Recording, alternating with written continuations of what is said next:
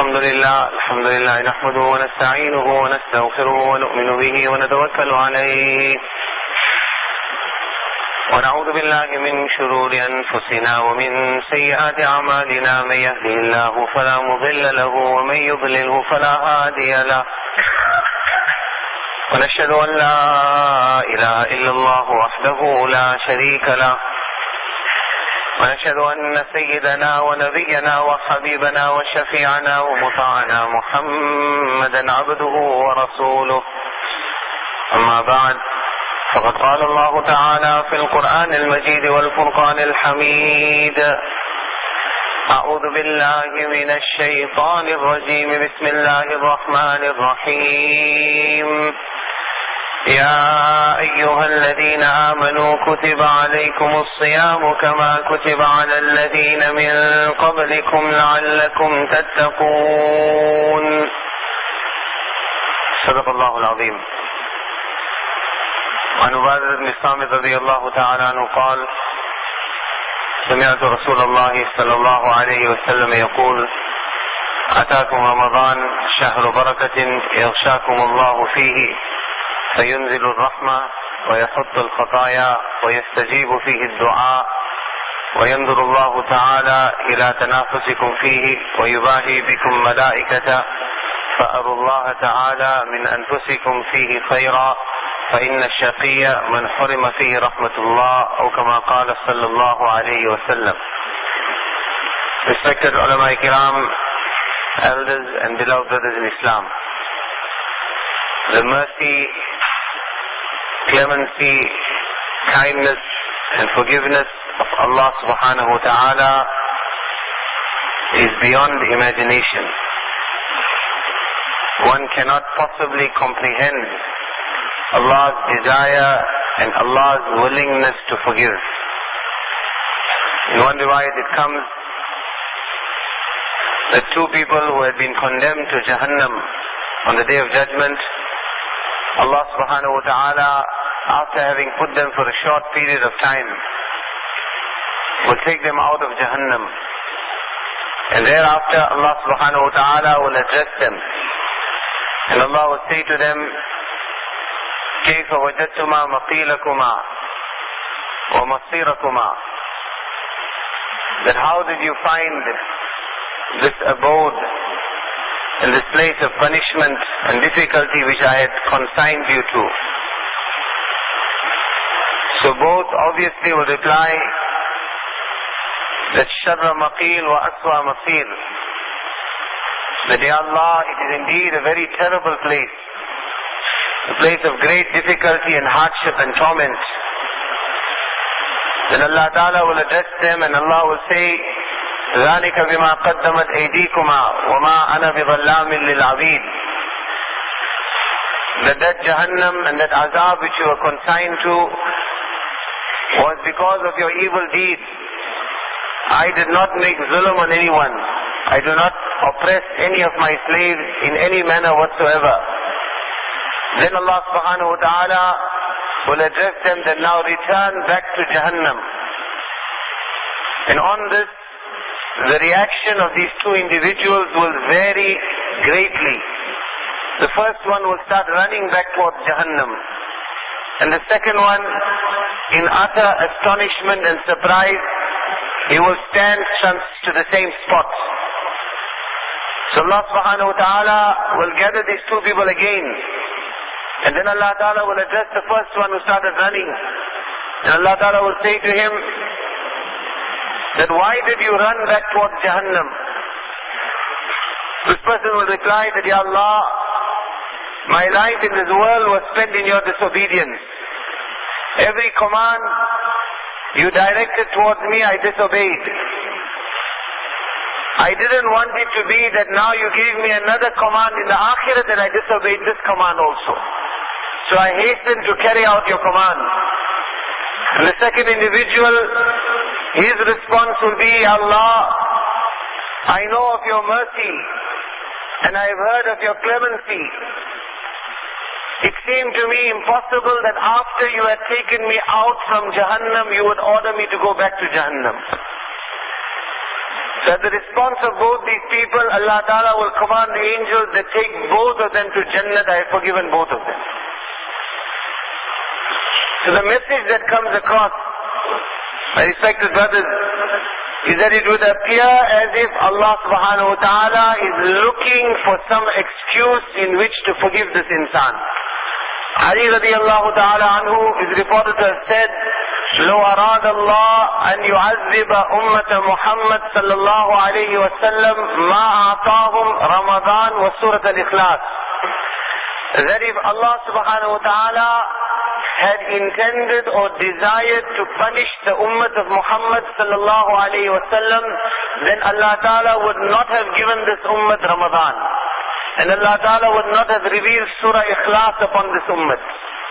And like this, my respected brothers, there are so many riwayats with regards to this month of Ramadan that Allah's Rasul sallallahu alayhi wa sallam in advance, we know the famous dua, Allahumma barik lana fi Rajab wa Sha'ban wa ballighna Ramadan, that oh Allah, give us barakat and blessings in Rajab and Sha'ban and cause us to remain alive to experience the month of Ramadan.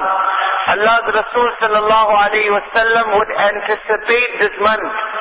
And in that famous riwayat of Salman radiallahu ta'ala anhu, that خطبنا رسول الله صلى الله عليه وسلم في آخر يوم من شعبان فقال يا أيها الناس قد أظلكم شهر عظيم مبارك شهر فيه ليلة خير من شهر شهر جعل الله صيامه فريضة وقيام ليله تطوعا إلى آخر الرواية. That so much effort was made to prepare this ummah for Ramadan. 2 months prior to this, before Ramadan, he would start making dua. On the night before Ramadan, Salman radiallahu ta'ala anhu says Allah's Rasul sallallahu alayhi wa sallam again exhorted us, again reminded us that, oh people, a great month has come to you, a month of blessings, a month in which Allah Ta'ala's mercy is enshrouds this ummah, a month in which every farz act you will do, Allah will give you 70 times the reward. Every nafil act you will do, Allah Ta'ala will give you the reward of a farz act. In this month is a night that is better than 1,000 months. In this month, we find so many virtues are mentioned.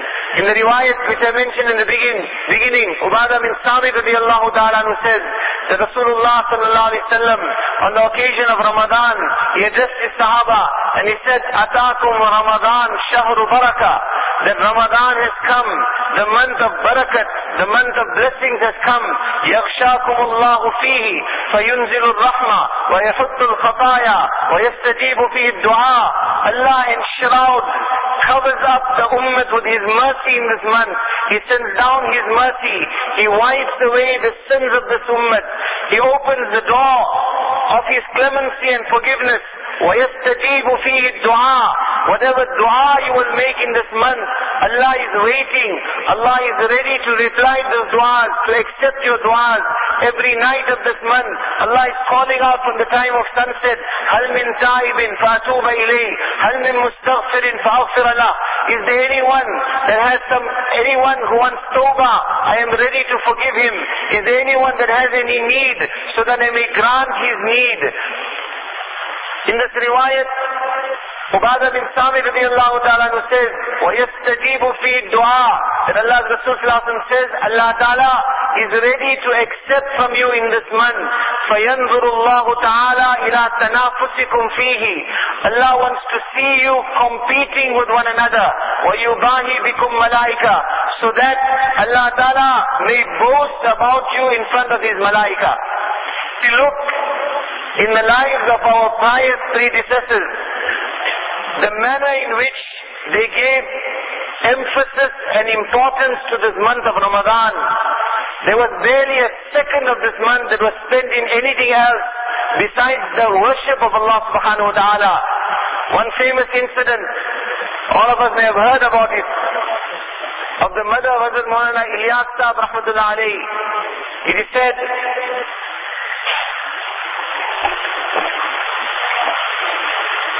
she was a very, very pious woman.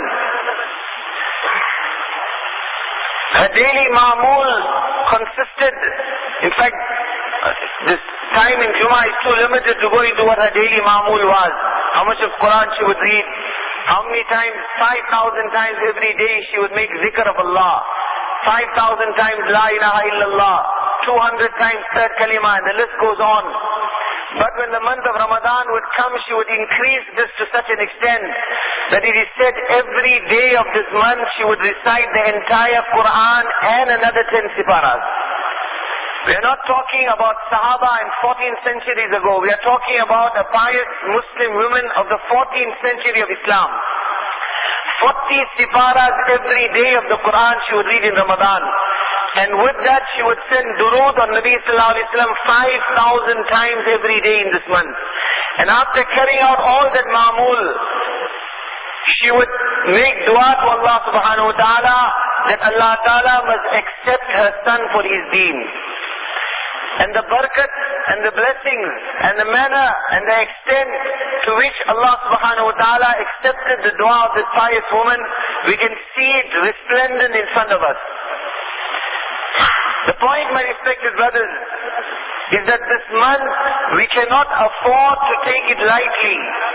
Allah's Rasul sallallahu alaihi wasallam said, فَإِنَّ الشَّقِيَّ مَنْ حُرِمَ فِيهِ رَحْمَةُ اللَّهِ.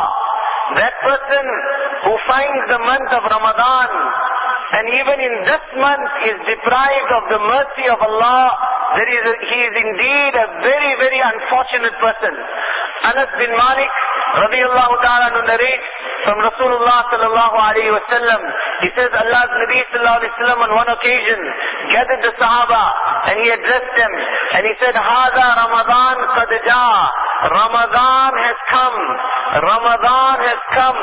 Tuftahu fihi abwabul jannah wa tughlaqu fihi abwabun nar wa tughallu fihi shayateen. The doors of Jannat are open now. The doors of Jahannam, Allah has locked Jahannam. The shayateen have been taken, they have been locked up. This is that month.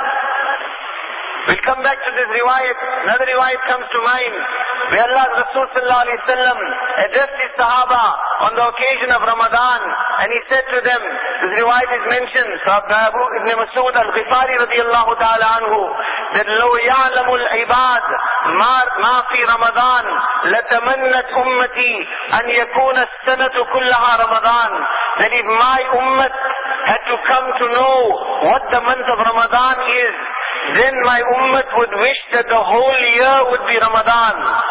One person, when he heard this, one Sahabi, he stood up and he said, Haddithna ya Rasulullah, O Nabi of Allah, tell us, what is so special about Ramadan?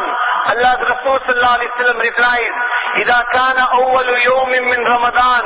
When Ramadan comes, the first day of Ramadan, it comes in the riwayat that إِنَّ الْجَنَّةَ لَتُزَيَّنُ لِرَمَضَانٍ مِّن رَأْسِ الْحَوْلِ إِلَى الْحَوْلِ. From the hilal of Eid of last Ramadan to the starting of this Ramadan, in preparation for Ramadan, Allah has ordered that Jannah should be beautified. 11 months of the year are spent in preparing Jannah for Ramadan. إِذَا كَانَ أَوَّلُ يَوْمٍ مِّن رَمَضَانٍ. When the first day of Ramadan comes, when Ramadan starts, حَبَّتْ رِيحٌ مِّن تَحْتِ الْعَرْشِ. A wind starts blowing from underneath the arsh of Allah. فَصَفَّقَتْ وَرَقُ أَشْجَارِ الْجَنَّةِ.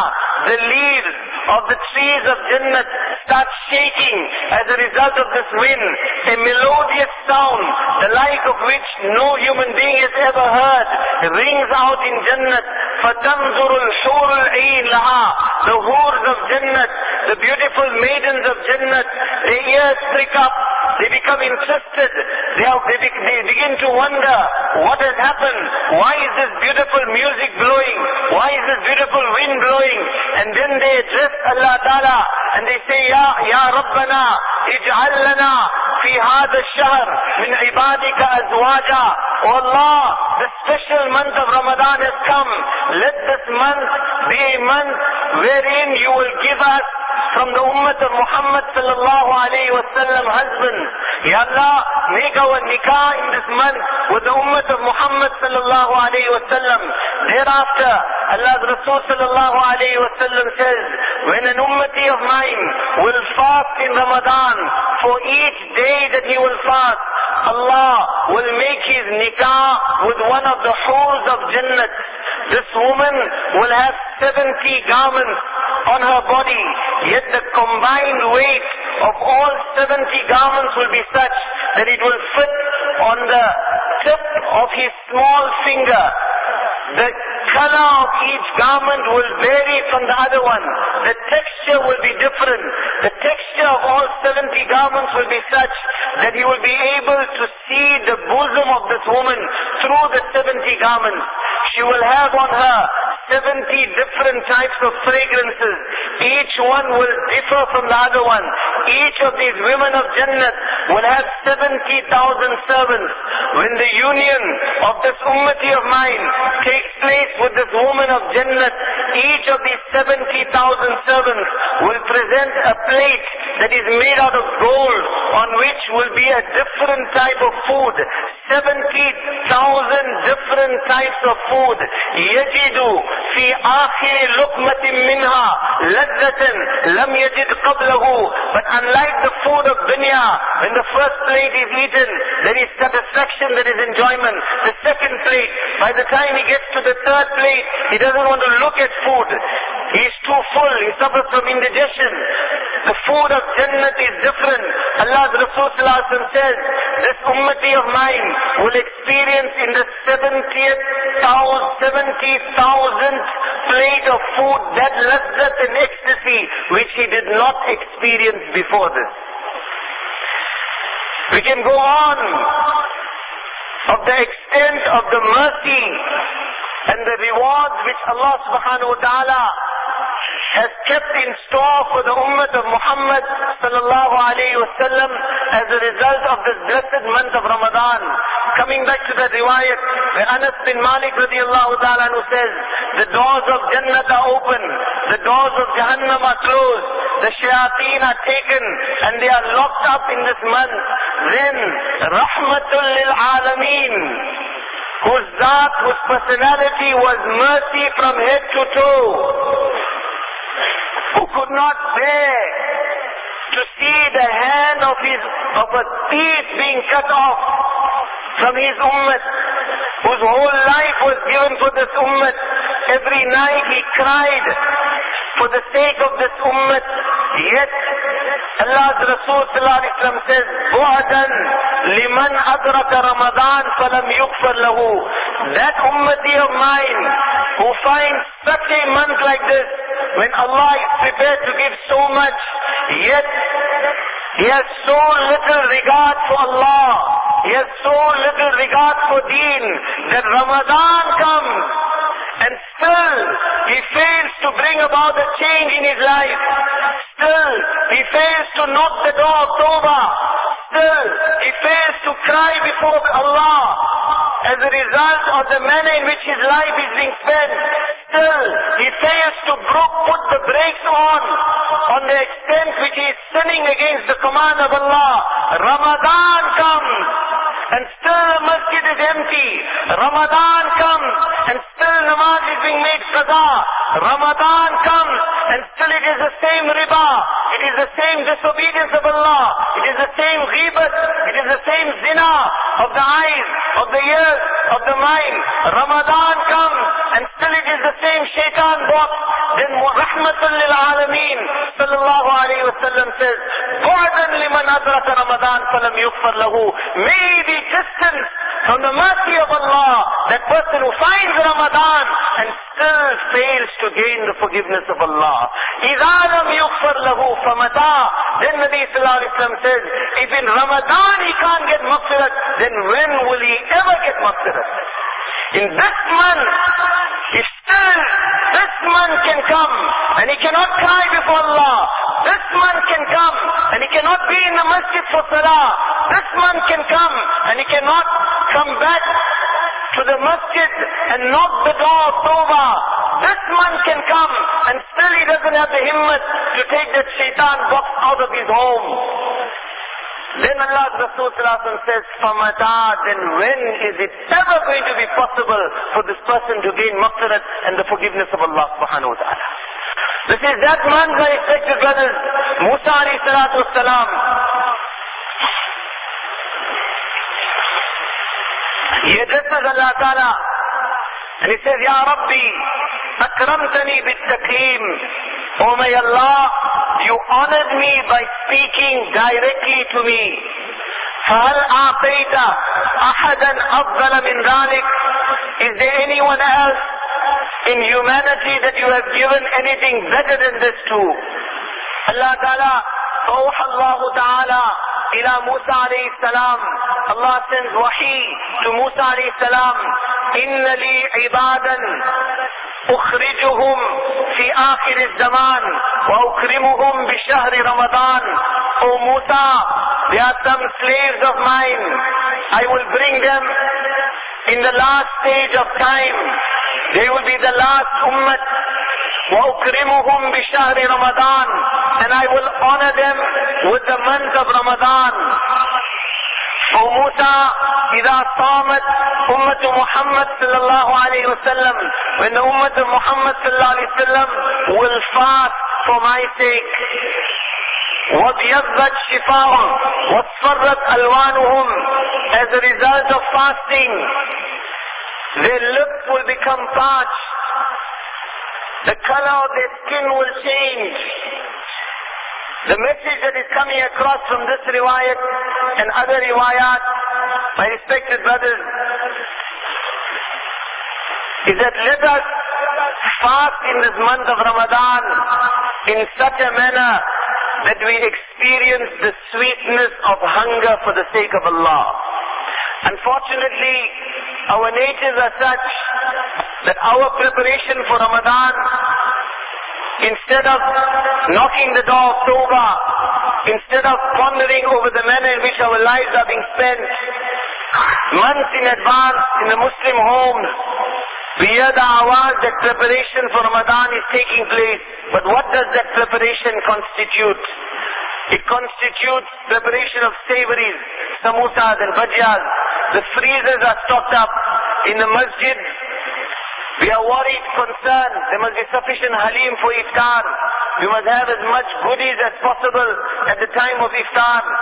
Everything, our thinking, our preparation, the whole focus is towards the stomach to such an extent that even to some small iota, let us appreciate and understand that in the life of Rasulullah sallallahu alaihi wasallam and in the life of Sahaba Kiram, hunger was not something that was exclusive or confined to Ramadan. Whether it was Ramadan or whether it wasn't Ramadan, Allah's Rasul sallallahu alaihi wasallam and his companions throughout the year experienced hunger. Such hunger that on one occasion Abu Hurairah radiallahu ta'ala anhu finds Rasulullah sallallahu alaihi wasallam sitting and making salah.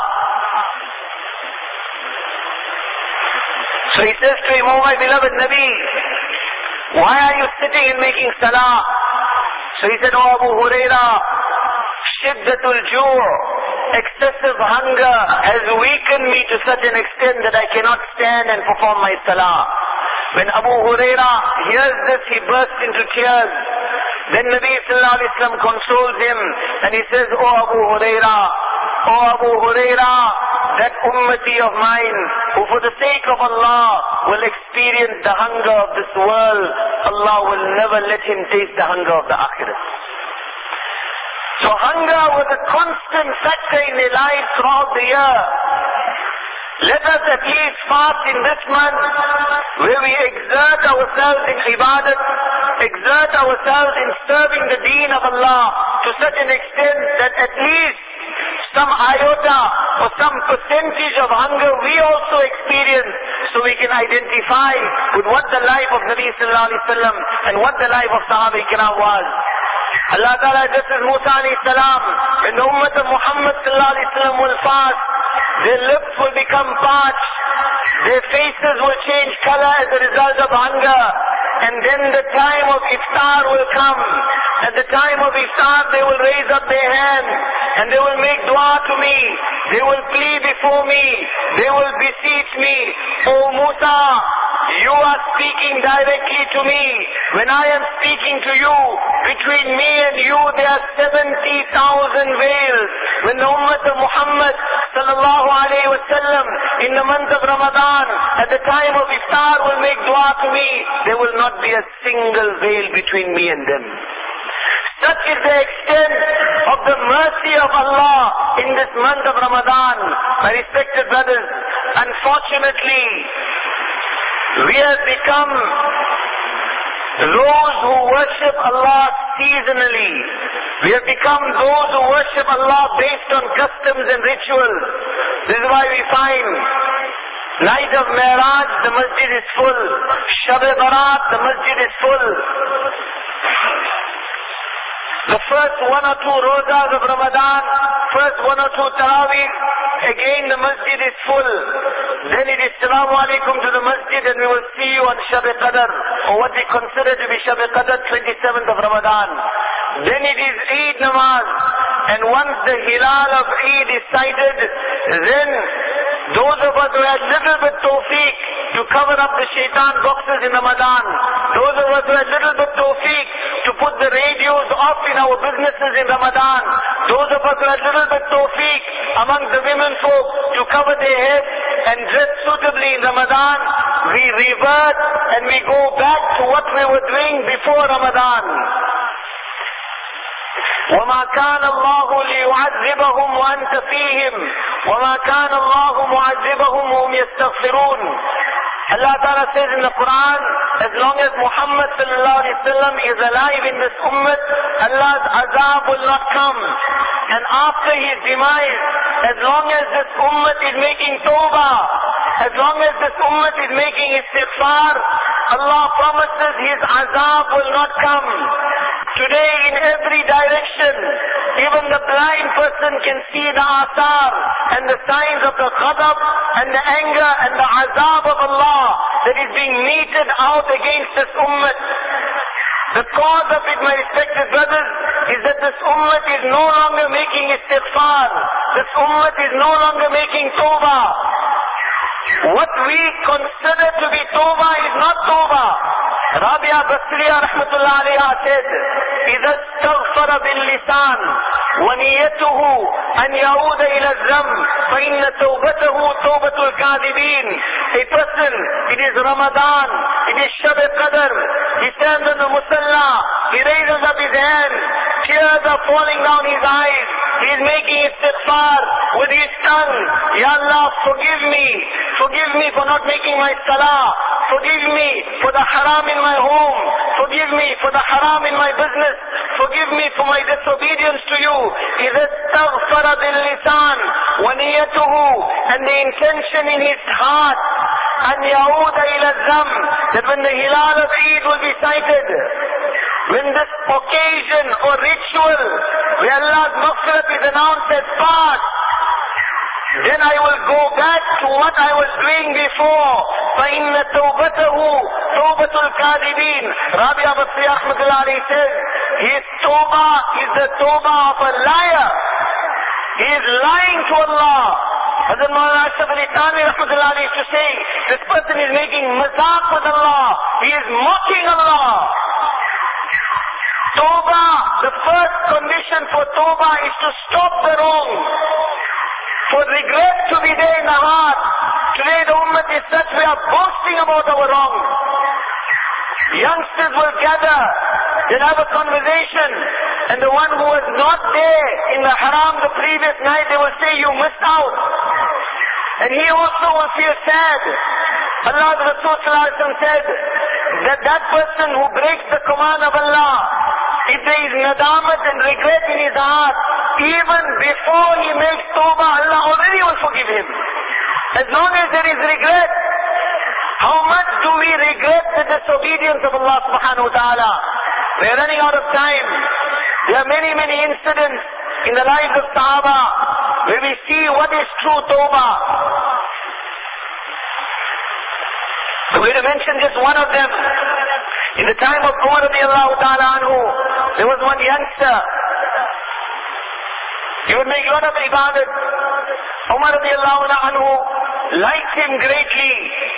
Every night when this youngster would return from the masjid, he would pass by the home of a very beautiful fahisha woman. She became entranced by his beauty and she used all her feminine wiles to try and entice him to haram. One night this youngster in a moment of weakness followed this woman. And as he was about to enter her home, the verse of the Quran came in front of him. إِنَّ الَّذِينَ اتَّقَوْا إِذَا مَسَّهُمْ طَائِفٌ مِّنَ الشَّيْطَانِ تَذَكَّرُوا فَإِذَا هُمْ مُبْصِرُونَ. Those with taqwa, when the trap of shaitan will touch them, and then they realize, and immediately they will pull away from the disobedience of Allah. When he thought of this verse, he fell down unconscious. This woman with her servant carried his body to the home of his elderly father. And she knocked on the door and went away. His family came out. They revived him. His father asked him what had happened. The youngster said something good had happened. So his father asked him to explain. He mentioned the incident. Then his father said, what verse of the Quran came in front of you, O my son? He mentioned this verse of the Quran. Then he fell down dead. He passed away as a result of his remorse. They buried him. The next morning, Umar radiallahu ta'ala came to hear this youngster had passed away. And he heard of this incident. He proceeded to the grave of this youngster. And he addressed this youngster standing by his grave. That, Ya Shab, O youngster, وَلِمَنْ خَافَ مَقَامَ رَبِّهِ جَنَّتَانِ. That person who fears standing in front of Allah on the day of judgment, Allah will give him 2 Jannats. From the grave, the youngster replied, O Umar, Allah has accepted my tawbah to such an extent that Allah has shown me the 2 Jannats that you are talking about. Allah is ready to give. The doors of Allah's mercy are open. Our elders are exhorting us, my respected brothers. One is, we come to the masjid in Ramadan. One is, to some extent there is an increase in our ibadat. But the change is not coming in our lives. That himmat and the courage to break down those shaitan boxes, to break down those radios and that music from our lives, to break down the constant disobedience of Allah. Fajr is getting earlier, our masjids are getting emptier.